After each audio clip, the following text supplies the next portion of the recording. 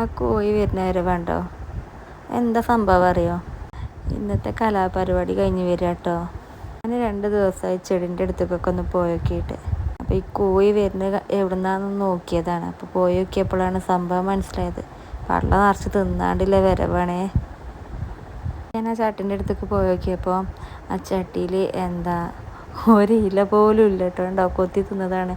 നിലത്തൊക്കെ ആകെ ഇലകൾ ഫുള്ള്. ഇത് എൻ്റെ അടുത്ത് ഞാൻ ഇപ്പോൾ 2-3 ദിവസമായിട്ട് ചട്ടി പൊട്ടിയാണ്ട് ഒരു സിങ്കോണി ഞാൻ ഫോട്ടോ ചെയ്ത് കഴിഞ്ഞാൽ വീഡിയോ ഇട്ടീന്.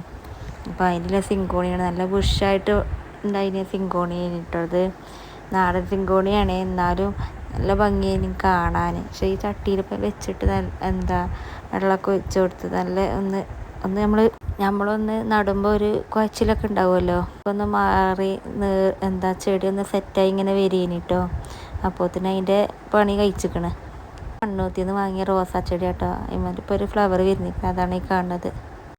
അപ്പം തന്നെ ഞാനത് മേലേക്ക് വെച്ചിട്ട് താഴത്തേന് വെച്ചിനതേ ഇഷ്ടികൊക്കെ വെച്ചു. പിന്നെ അതിൻ്റെ മേലെ ഒരു പാത്രം വെച്ച് പെട്ടെന്ന് അത് മണ്ണിൻ്റെ പോട്ടിലായതുകൊണ്ടേ പെട്ടെന്ന് മറിയത് കരുതിയിട്ടാണ് ഈ ഒരു മണി പ്ലാന്റ് ഞാൻ ചെറിയൊരു പെയിൻറ്റും പോട്ടിൽ വെച്ചതിന് അതും കൊത്തി തിന്നിക്കണ്.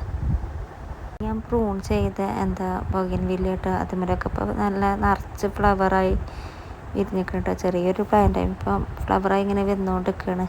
അപ്പം ഇന്ന് ഇത്രയേ ഉള്ളൂ കേട്ടോ.